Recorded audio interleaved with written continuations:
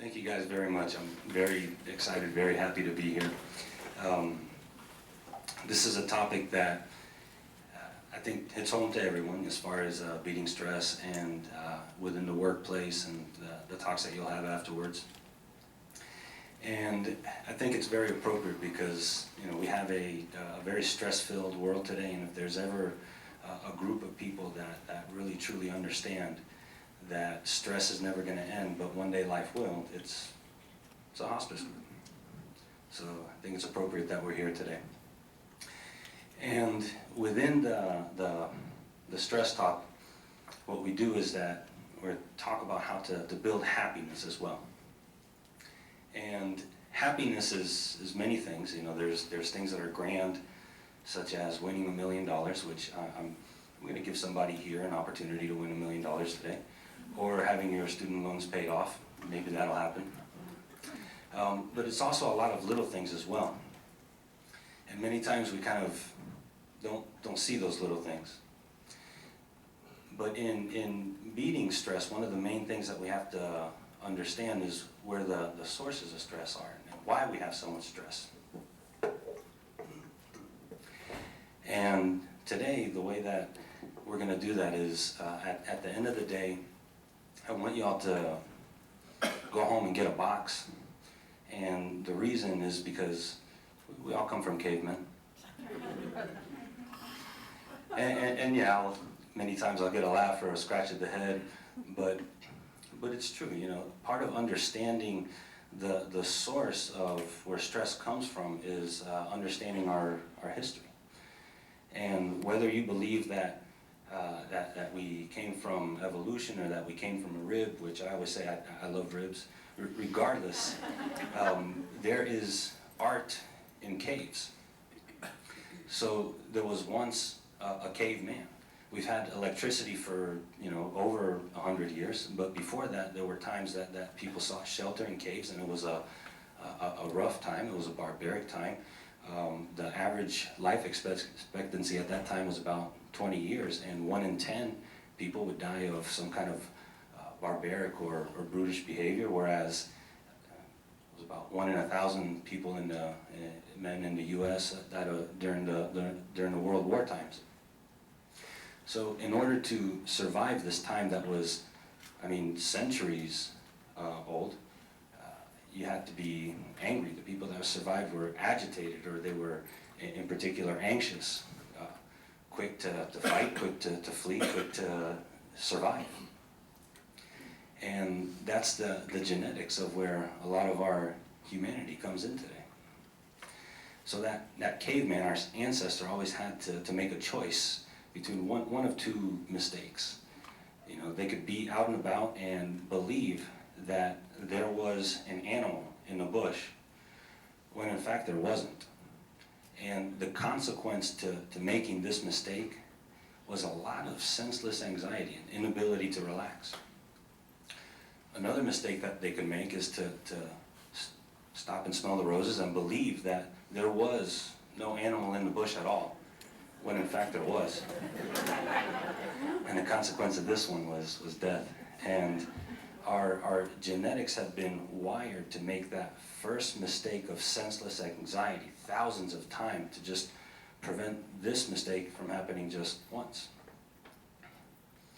So that's why many times our mind has a tendency towards, an affinity towards the negative. That's why when you watch the news, it just seems like there's always something negative going on, is because the industry understands. They have a saying that says, if it bleeds, it leads. And I tell this story often that one time on my way home, picking up my kid from school, he's 5 years old, and he goes, "Dad, can we watch the news when we get home?" And I go, "No, son, that's too violent. We're going to watch Power Rangers instead." So a view that a psychologist, Hanson, has is to view your mind like a garden and understand that we have an affinity to the negative, and the soil that makes our brain is more fertile for more fertile for weeds of negativity than it is for flowers of positivity. So we can do a couple things. One, we could just leave it alone, and if you do that, understand that the weeds of negativity are going to outgrow our brain. Another thing that we can do is we can learn to pull weeds, and that's something that we can do. We can't always go back and change life experiences, but there are choices on a daily basis that we can make. We could choose to not watch the news. We can choose to limit our time on social media, or to filter out who you're seeing there.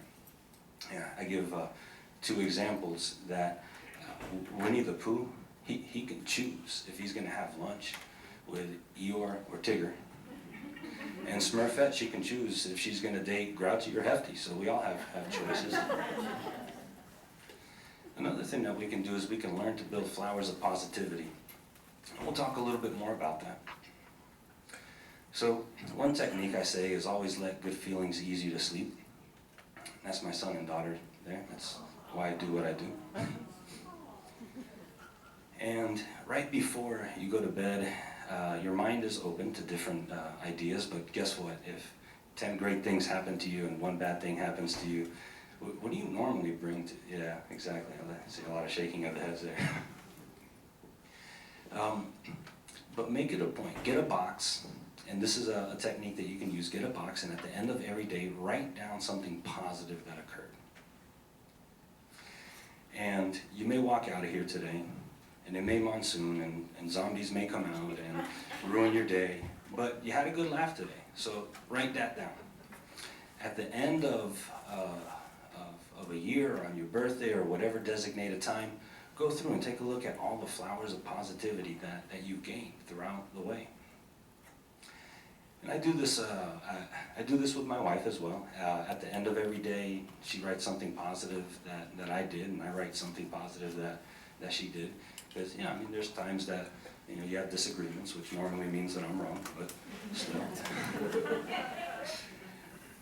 But at the end of the new year, when we did this, and we took a look at all the flowers of positivity, you're like, wow, life is difficult, and there's times that we may not always see eye to eye, but look at all these flowers of positivity that we have built over time, and it's beautiful. And do this with kids as well. You can ask a kid to write down something good that happened. Now, I don't recommend that you wait once a year to go over it with the kid. They need more immediate reinforcement. I would consider at the end of a week, okay, Sunday night, hey, we had a great week. Sunday night, we had a great weekend. This is what we have to look forward to. These types of flowers of positivity that we're going to build in school, with friends, with relationships. And if the kid can't draw, if the kid can't write, have them draw something. And a drawing to a child means paragraphs. You just one drawing, and then they'll tell you that it's this from this day, and it means a lot more. Plus, it also calms them down. There's a biology behind that.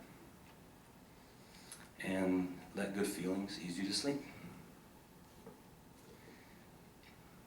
So one thing is allow good things to sink into you. And many times, if you put oil on top of water, it just kind of floats there and just stays there. And we have a tendency to let good things that happen to us just kind of stay there. Okay, I was supposed to show up on time. I was supposed to finish this project. Or, we don't give ourselves enough pat on the backs. But the negative stuff kind of seeps into us. But we can learn to take in positive moments as good as we can. So, orange time. I'm going to pass out some oranges, and so we can even use something like an orange to help us feel better. There's grand things, like I mentioned, like winning $1 million, which I'm going to give Deborah an opportunity to win $1 million. Lottery ticket. But there's also a lot of simple things that are good. And if you take an orange and you look at it and you smell it, you don't really smell too much on it. And I had a friend that told me that he always gets an orange cut up for him as he drives from one place to the next, and he just eats it. And I'm like, well, are you eating the orange, or are you eating your thoughts of where you're trying to get to? But when you take this orange and dig your thumb into it and unpeel it, and catch that first scent.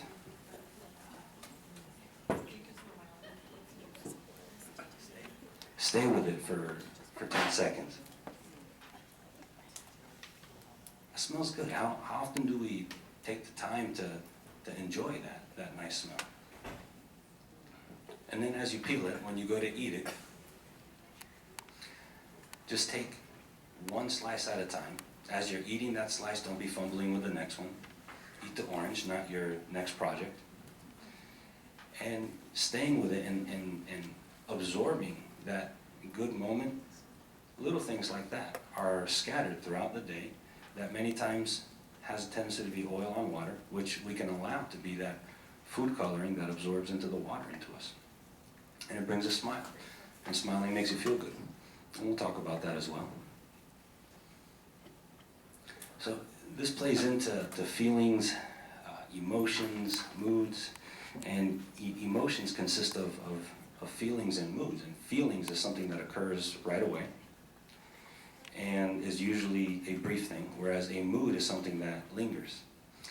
And if you have a negative feeling, something happened, you're gonna have a negative feeling, and that negative feeling can turn into a negative mood, and the opposite. You know, if you have a positive experience and you allow yourself to absorb that positive experience, that can turn into a positive mood. And the more positive things that we seek out, the more feelings we have, and that's going to generate that mood. And we have this window of consolidation. We have this period where if something negative happens to you, we know that that negative feeling can turn into that negative mood. What's been found on neuroscience studies is that if you take something in positive, if you go ahead and you find a positive experience, that it disrupts the neurologic firing of our brain of that negative feeling turning into a negative mood. And this is something that we've all done, and at the time that I was learning about this, I actually had a hectic morning one time at home. You know, as parents, we always try to thrive, but sometimes through tantrums or whatever, you just try to survive.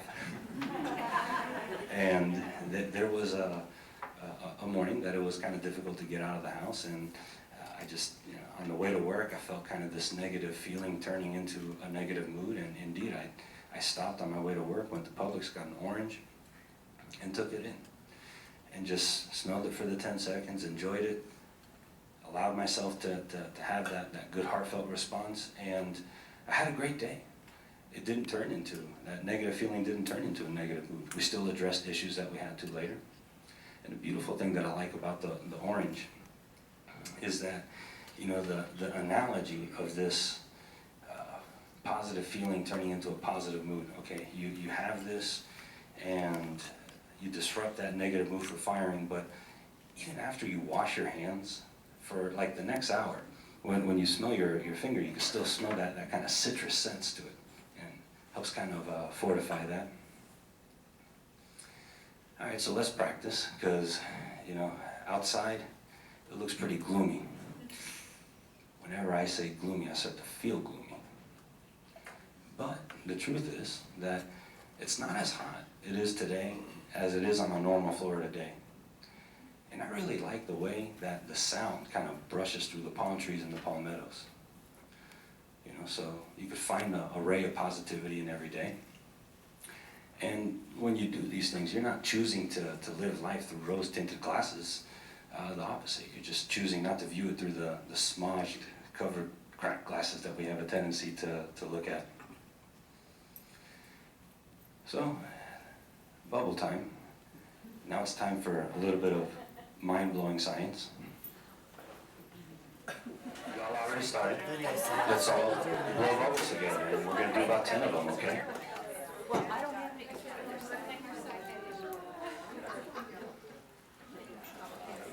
Yes. So, I see a lot of smiles. I see a lot of people feeling good. As you were doing this, did you think about your different stresses, things that you may have encountered throughout the day? And there's a science behind this. Just like people have a heart rate, you also have a brain rate. And what happens if your agitated to your heart, what happens? Yeah, and what does your mind do? Yeah, same with anxious. You know, if you're anxious, your heart races and your mind races as well. That level of alertness kicks up there. And what you can do is if you can kind of calm the heart, calm the body, you can calm the mind as well. Now when somebody inhales, your heart rate is variable. When you go to exhale, physiology, heart does slow down. Any doctors or nurses that can confirm this for me? Yeah, okay. And if you take a minute, and we did less than a minute, and we were blowing out slowly. Wow, this bubble's still kind of going around. And you're breathing out longer, slower than we're inhaling. When we do that, our heart does slow down. We have a calming response on our body and a calming response on our mind as well. Does this really work? So has anybody in here ever been sick or had a child that's been sick and you've gone to the doctor for kind of like flu or fever-like symptoms? Anyone not? Okay. Have they ever prescribed for you, especially now with the requirement for electronic scripts, has anyone ever prescribed for you a chicken? No? Okay. Then why does chicken soup make you feel good there? Is it the high sodium? No, it's hot. You have to blow on it. Same thing with people say warm milk puts you to sleep. Okay, well then if you put milk in a cafe latte, then that should be illegal to drive around that way.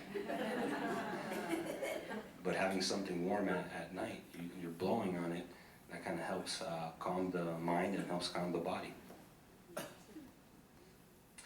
And smiling makes you feel good. And if when you take a look at the inner halos of the bubble, I was mentioning, take a look at the colors. And when you see those colors, there's a circle within the circle within circles. It's impossible to picture a frown. You can't do it. The opposite, you picture a smile. And the nerves that come from your muscles of facial expression, they come from our brainstem. And there's a connection that goes to our emotional area, our limbic system. Name isn't important, the concept is. As well as nerves that come down to our heart and gives us that good heartfelt response. So smiling makes you feel good, which is also why in eating the orange I was saying to take the 10 seconds and smile and absorb and enjoy that smile. But wait, there's more. So a tale of two brains. We have left brain and right brain. And interesting, I was reading somewhere that, and it said, quote unquote, that the female, that normally the female brain continues to mature up until the 20s, and then it ended there. So by that definition, the male brain never really matures. But your left brain is your language area, and it's logical, and it likes words. And it could be the source of racing thoughts, automatic negative thoughts. I can't do this, or what am I getting into? The right part of your brain is your creative part, and it's very imaginative as well. And when you stimulate one side, the other side dies down. So when you stimulate your creativity and imagination, kind of those racing thoughts come down. And blowing the bubbles was a very creative thing that you did as a child. You may have pictures of yourself during childhood or of children that you know doing that. And that's one of the things that I just kind of mentioned there, is that kids are just born with this beautiful creativity, and modern education just educates the creativity out of them. Multiple choice tests, there's no creativity in that. And now with the FCATs, everything's standardized. The teacher loses some creativity in the types of testing and education that they provide. So it's important to cultivate this. Relaxation is a mental exercise. Just take a moment and think about it. When's the last time that y'all meditated?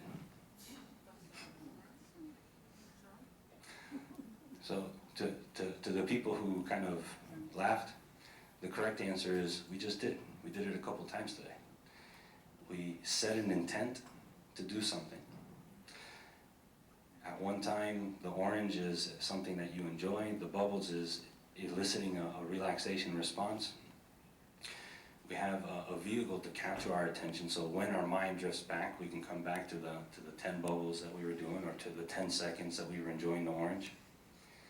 And one thing that's important to understand is that, you know, walking a mile isn't running a marathon.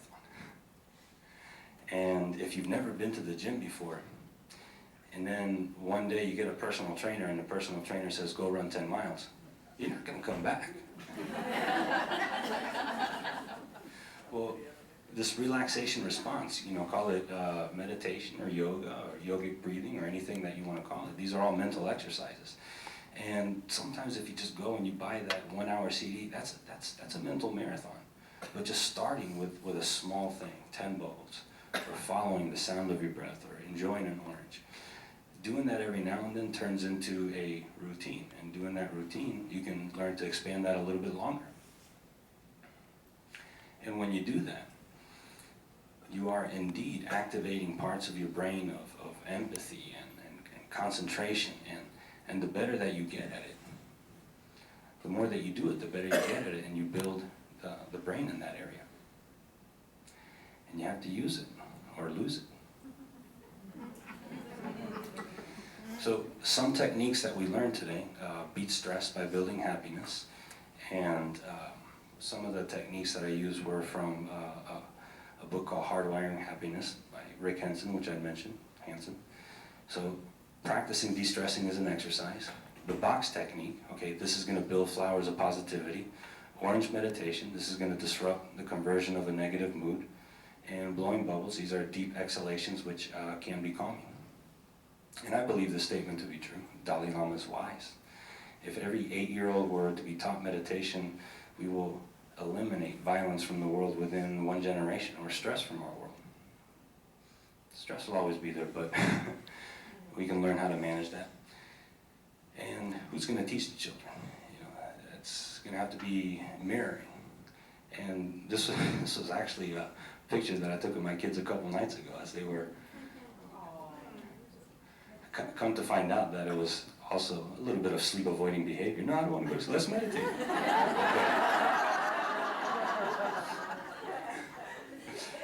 But they're mirroring it, and that's why I did write the book, The Magic Ice Cream Palace, which anyone, you know, you had mentioned that you wanted to take a look at it. Anyone who goes to my Paradise Sleep website, if you contact me through there, I can give you a PDF so you can review it. And yeah, I love telling stories, and I tell adult stories as well, which is a different book. And it's going to tell one brief story. Okay, so it's story time. But let's change the scene, and we're going to tell a story about a garden. Not just any garden, a garden somewhere in China, where there was a farmer that was old, wise, had a real green thumb, knew how to grow gardens of all kinds of plants and flowers. And then one day he had an idea that he was going to grow a garden of bamboo. So he unearthed the rocks, he planted the seeds, and he watered them, and at the end of the year, no growth. Nothing to show for it. What can he do? He continued to water the earth. You have to plant some, pull some weeds every now and then. And at the end of the 2nd year, no growth. He did it all over again. At the end of the 3rd year, no growth. At the end of the 4th year, no growth. People started whispering. They started talking, you know, what's going on with this guy? Did he forget, you know, how to garden? Does he know what he's doing anymore? A lot of stories were going around. Continued to water it, and at the 5th year, seedlings came up. And in 1 month, the seedlings were taller than some of the plants that had been growing there for about a year. And then at the end of the year, the bamboo gardens, the bamboo was taller than the tallest person in the tallest house over there in that garden. So what's the moral of the story? Pays to be patient. only on the surface.